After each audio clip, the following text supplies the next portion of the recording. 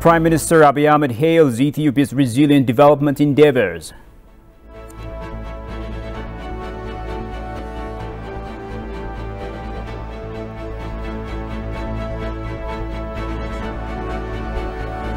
And Ethiopian Defense Force ready to implement Nairobi Peace Agreement.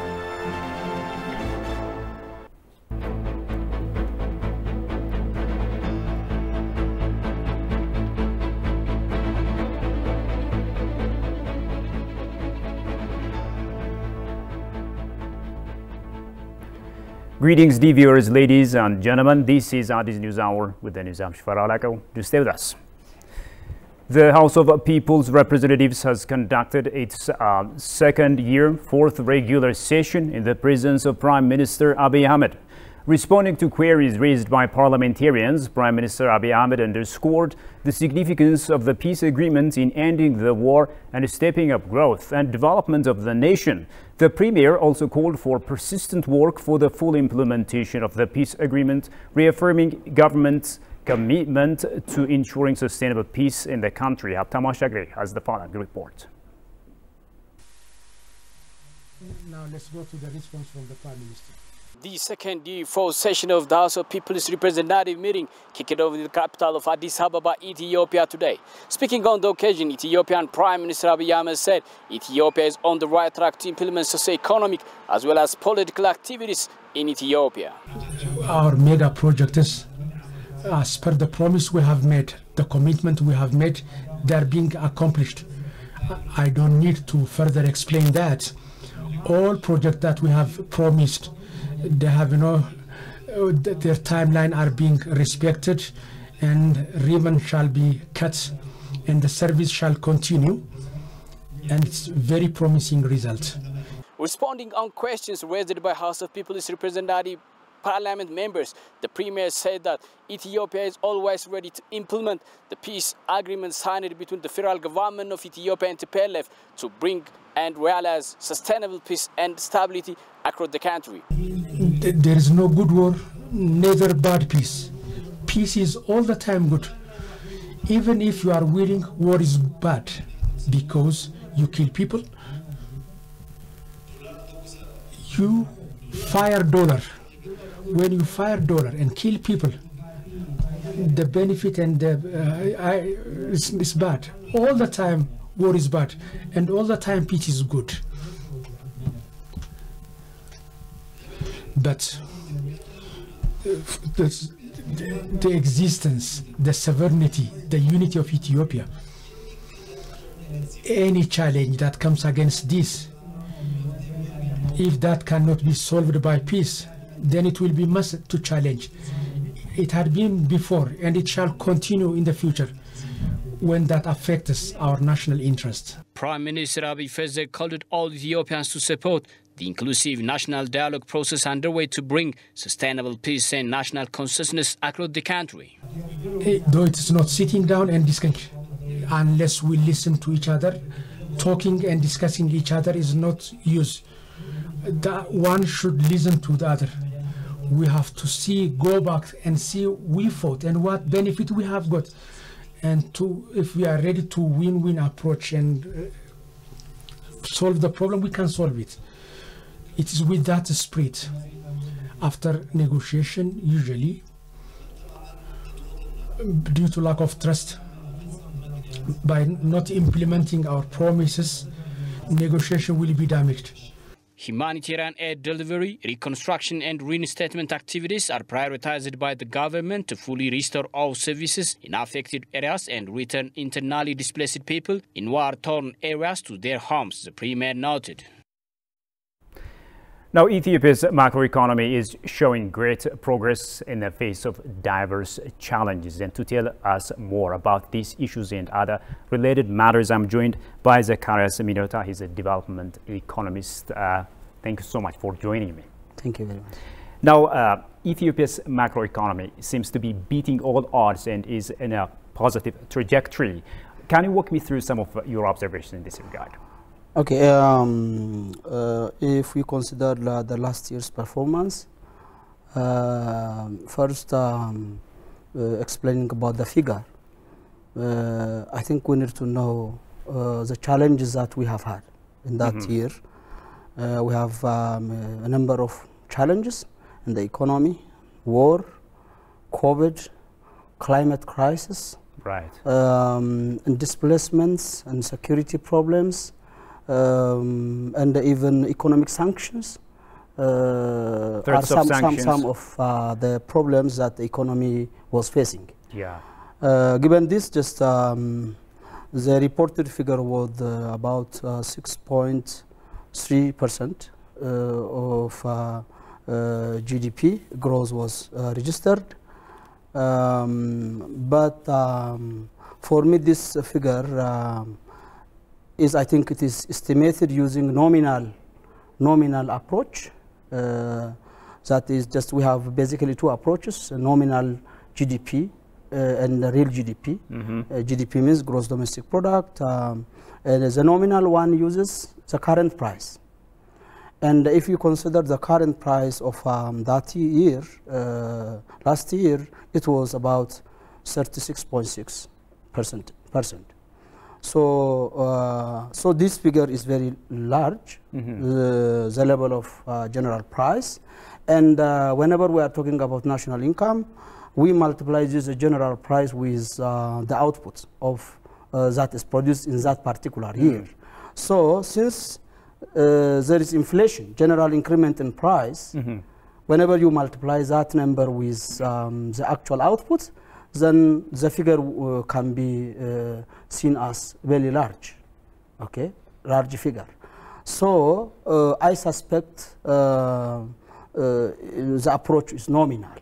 If we consider the real GDP approach that uses base year price or constant year price, our GDP growth will not be like that, because we have a number of problems. The agricultural sector, although it is performing better in some parts of the country, it was not good in other parts of the country because of the war, because of the climate crisis, because of displacement, because of lack of inputs. A number of issues. A number of issues. So real output, we cannot say in general the general output or goods and services production has increased, but I think that estimation used the nominal, and then the figure was 6.3.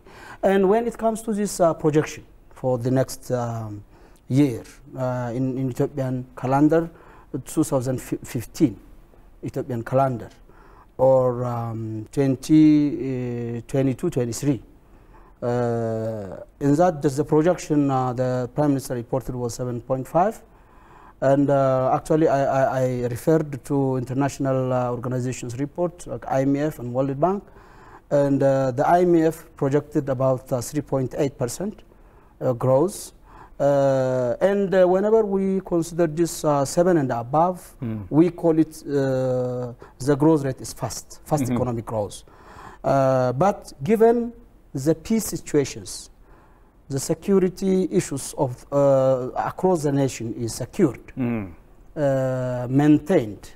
It's not only the northern part, but also the eastern part of Oromia region. Let's also talk about the diverse issues that this country is in, and vis-a-vis the economic development and challenges. As you know, there is this inflation, rising cost of living, many things in that regard. So what are some of the things that you suggest need to be done? Okay, thank you very much. Even the inflation that IMF projected in the case of Ethiopia is 36.6 percentage point. But last year it was 36.6, but the projection shows it will decrease by 2 percentage points. And that is good. And then this will happen if and only if the peace situation will continue.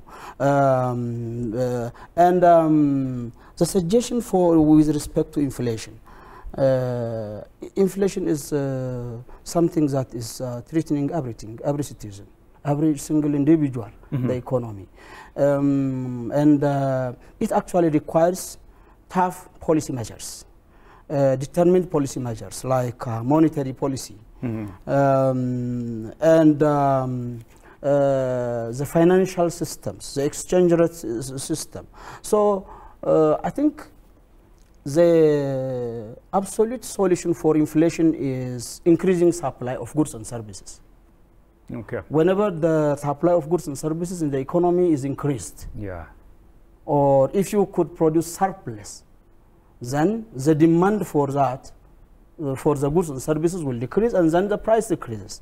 The problem here in our case is basically the strategic problem we have had so far is supply shortage, okay? Shortage of supply.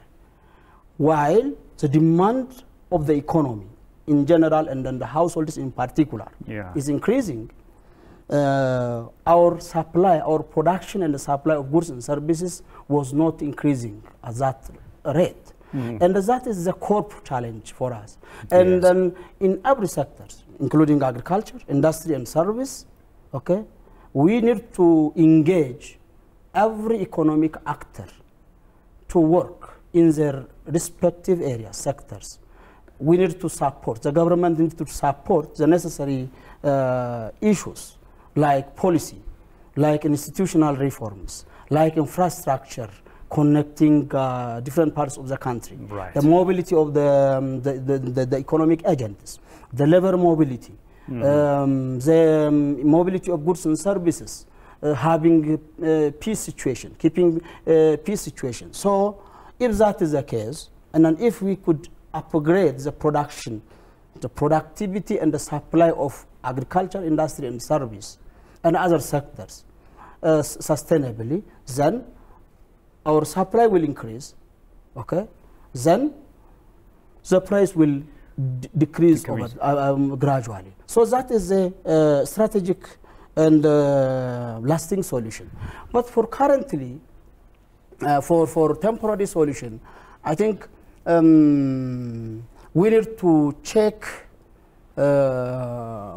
even the supply of money, how we are using the money we have, how the monetary authorities are independent. The financial flow. The financial sectors are how they are independent.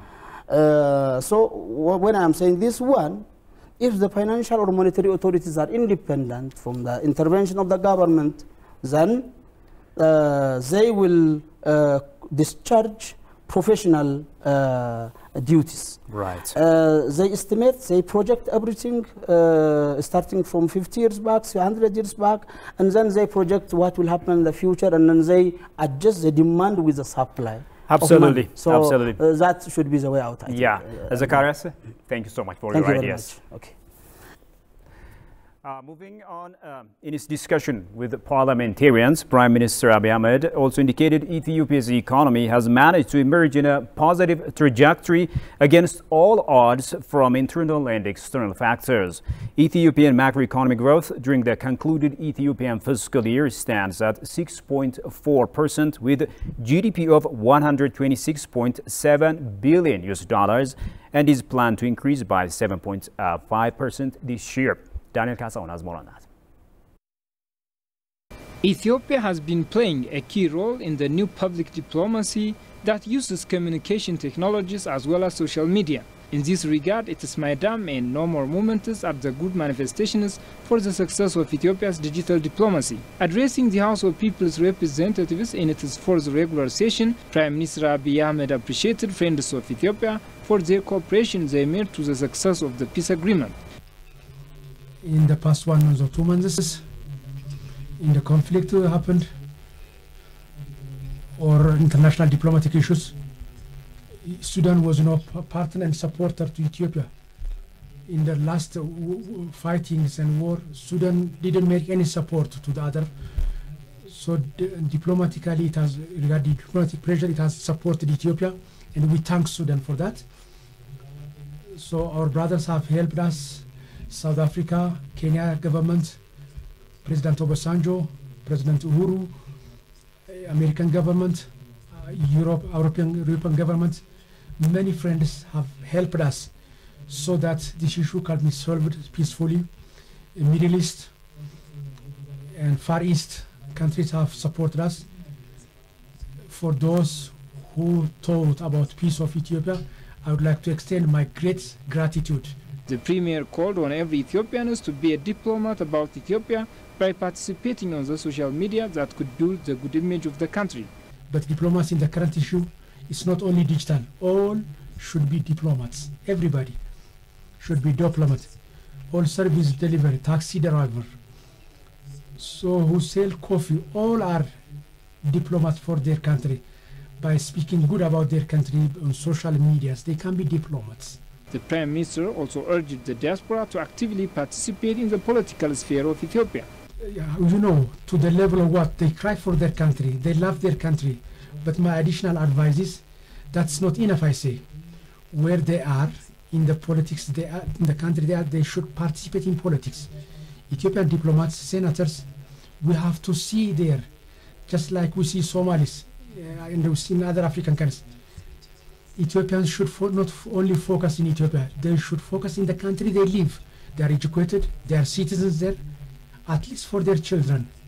They should participate in the politics of the respective country they live. If we have 2 Ethiopian senators, what we can do, you can think about that. We should have that kind of move. I would like to give that kind of advice to them. The Premier finally called on university lecturers to actively participate on social media in defending for Ethiopia's national interest and in communicating Ethiopia's truth to the globe. There are about 50 universities. There are also private. About 50,000 lecturers are there. These 50,000, if they write 1 page about their country in a week, what activities we can do in the digital forum?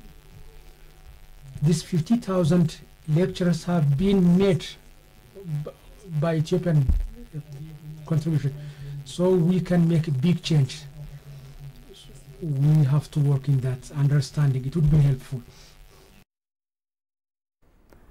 Moving on, while briefing the parliament members, Prime Minister Abiy Ahmed said that the government is working to prove the tourism sector one of the pillars of the nation's economy.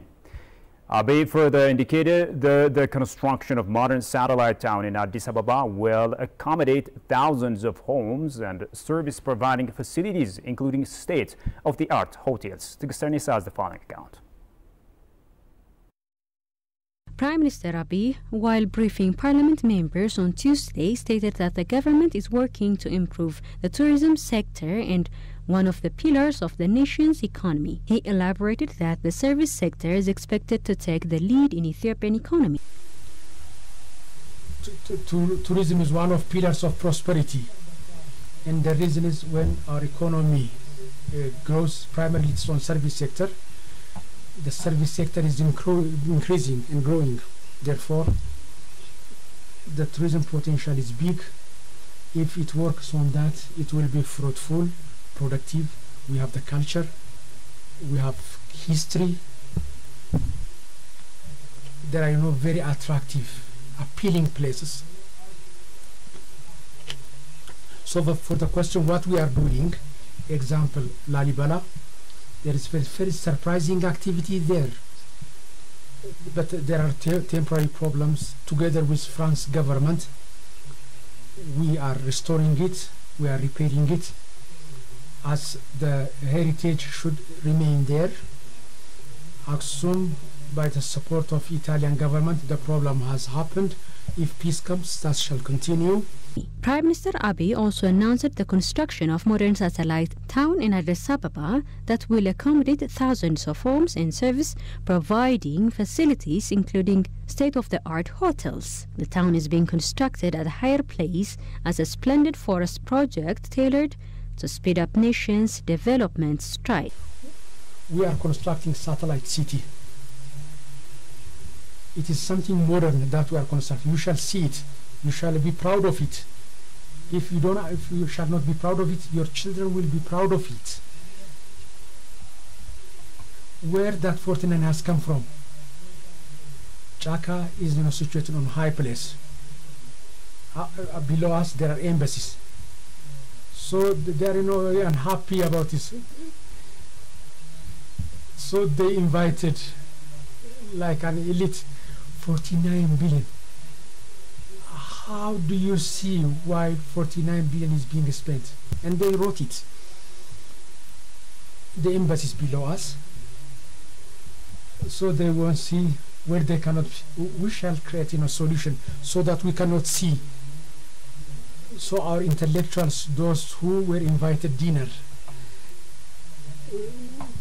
there is nothing that we have started and left in the middle. We shall begin it and complete it. We shall make it in a way that expedites the prosperity of Ethiopia.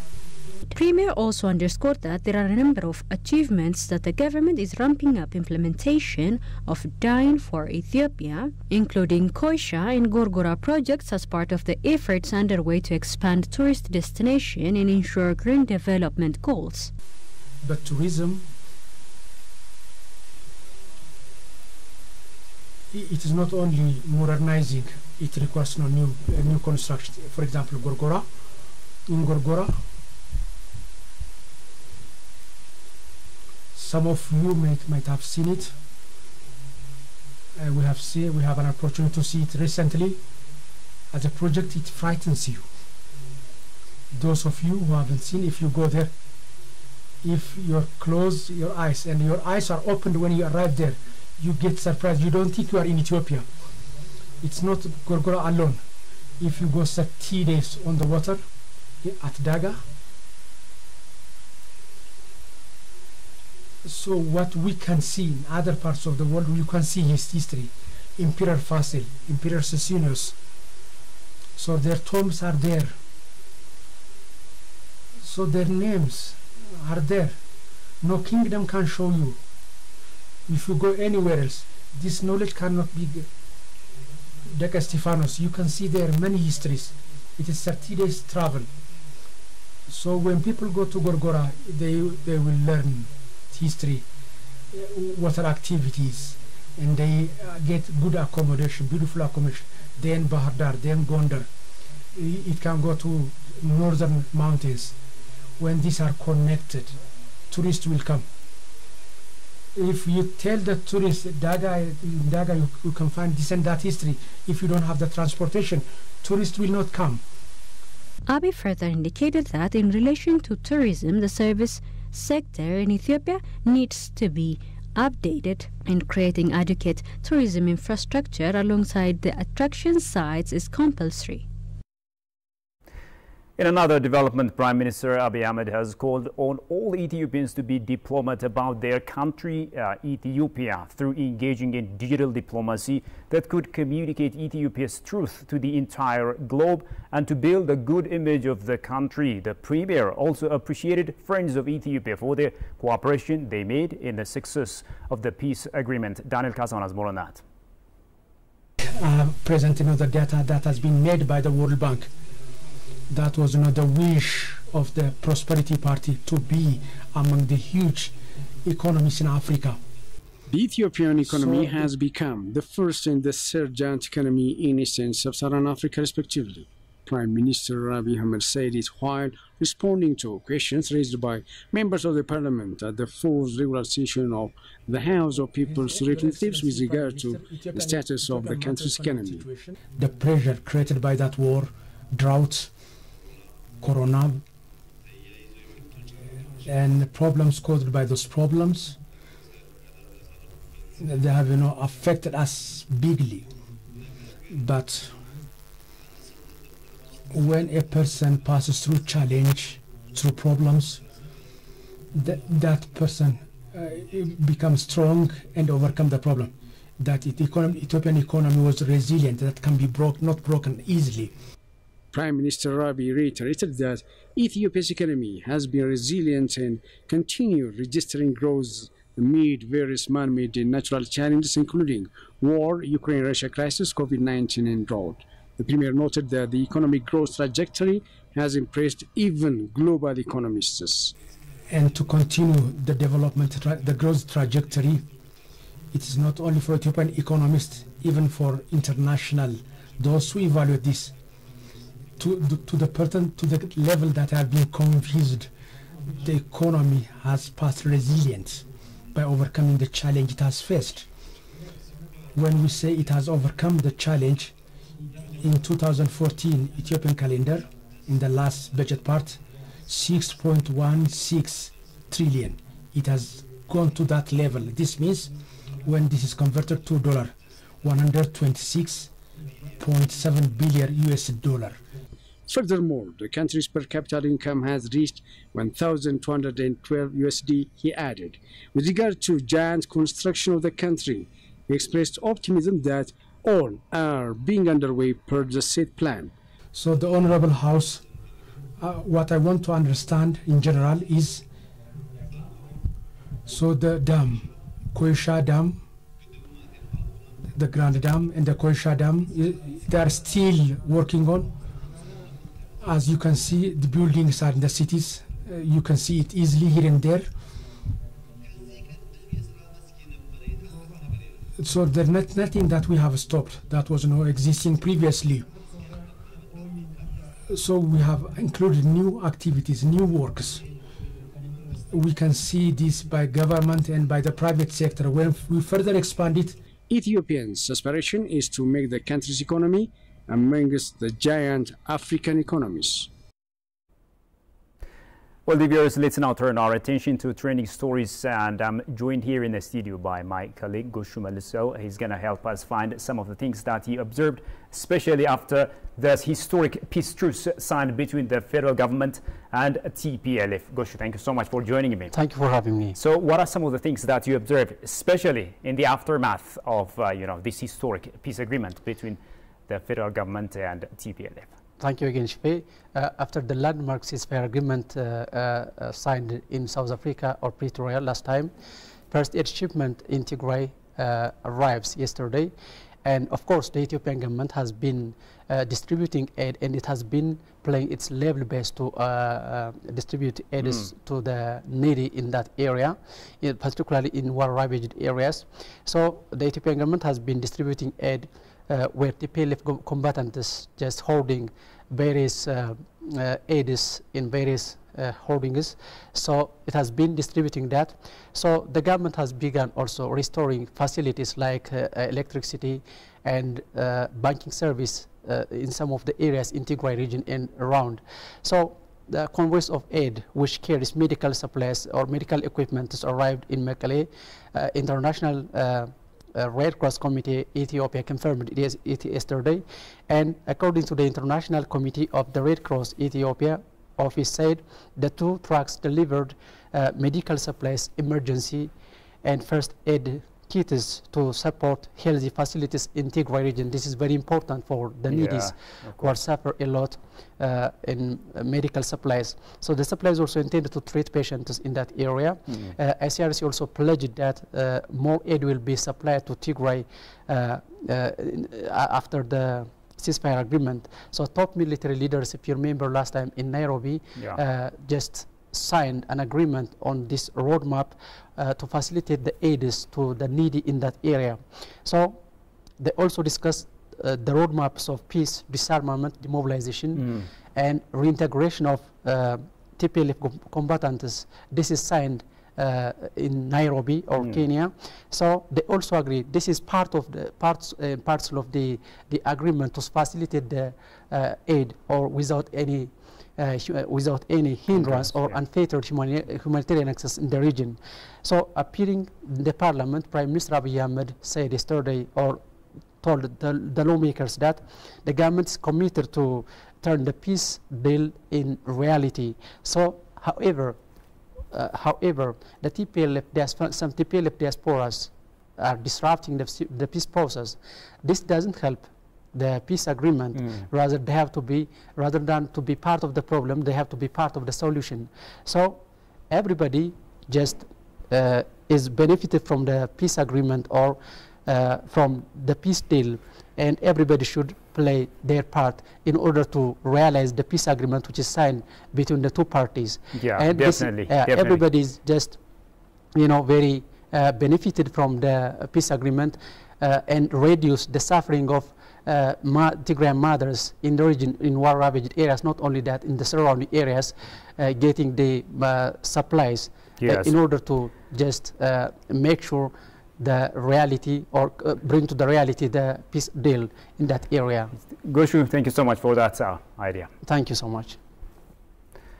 Moving on, the National Defense Force is committed to implementing the peace agreement signed between the commanders of the Defense Force and TPLF in Nairobi. That's according to ENDF Foreign Relations and Military Cooperation Director General Major General Tashoma Gamachu.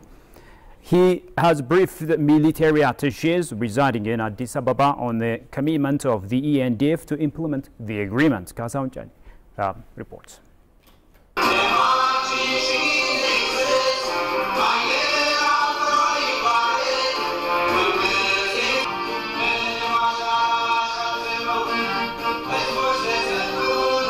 The Ethiopian National Defense Force briefs various countries' military attaches residing in Addis Ababa regarding on a peace agreement signed between the federal government and TPLF. Pertaining the protection of civilians, no one compromised with it, as usual. But one thing we have to take into account is that the circumstance of Congo and Ethiopia is quite different. The issue of respecting this agreement and the declaration is very important from both sides, and everyone from both sides should be committed to respect it and do their part to secure the civilians by providing any support that should be provided from both sides. Briefing the attaché CNDF Foreign Relations and Military Cooperation Director, Major General Tashoma Gamachu, said that the agreement is key to restoring the peace and stability of Ethiopia. He also stated that the commitment of the Defense Force to implement the agreement would be respecting the agreement reached. Pertaining the monitoring and the verification team quantity, as you know, we are not the one who decided. Of course, it has been agreed that 10 members should come from different parts of nations. We didn't decide which country, I mean, they are coming from which country. It is all about the mandate of AU. But once they arrive, our obligation is to cooperate with them, facilitate them, work with them in a very transparent manner, open any access for them so that they can do their job properly, to come up with appropriate and valid reports which can assist the panel and AU to evaluate the report. According to him, along with the government, the NDF will continue works that it has already started in coordination, security provision and facilitation of humanitarian aid to Amhara, Afar and Tigray region. Some countries' military attaché on the part commanded the agreement reached for lasting peace. And my comment would be that I would like to see this continue, the outreach to the international community and transparency in sharing what's going on and helping us understand the situation on the ground so that we can make informed decisions. I think all of us here, and certainly I can speak for my country, encourage the government of Ethiopia in its efforts to achieve unity once again. And for Ethiopia, the people of Ethiopia and obviously the people of Africa, it's a sign that people can craft complex solutions to complex problems, and it's an absolutely positive outcome for this country and for the African continent in general. Okay, so as I say, our response to this process is very positive. We're looking forward to a solid disarmament, demobilisation and reintegration program. We stand ready to provide our advice and input and assistance where possible, and the end state will be to help the people of Ethiopia move forward from the last couple of years into a vibrant and prosperous future. The military attaché of other nations said that efforts should be made to help displaced people return to their homes and to support the agreement's implementation in a way that finds peaceful solutions for the country's progress and prosperity. Well, we appreciate very much the discussion and the opportunity that the EMOND has offered us to have an insight on the peace agreement, which is a very important step forward for Ethiopia to reunite and to prosper in the near future. Still, there's a long way to walk, but the fact that the two parties have agreed on a disarmament and the cessation of hostilities and facilitation of humanitarian aid is a very important first step to a more prosperous Ethiopia. Yeah, we really appreciate the way the military staff of Ethiopia is updated also about the situation. It's not the first time, but whenever there is something new, they do the effort to update us. That's very important for us Africans, and it's a good lesson to learn about the achievement of peace. You know, the first thing is very easy to go to the war to fight, and it's very, very difficult to reach for peace. Finally, Major General Tashome liberated the National Defense Force members have already begun demonstrating their affiliation to the people of Tigray by engaging in harvesting crops of farmers, raising money for people in need, providing medical service, and facilitating return of displaced people to their domicile. Well, dear viewers, with that we come to the end of today's news. Thank you indeed for having been with us. Bye-bye.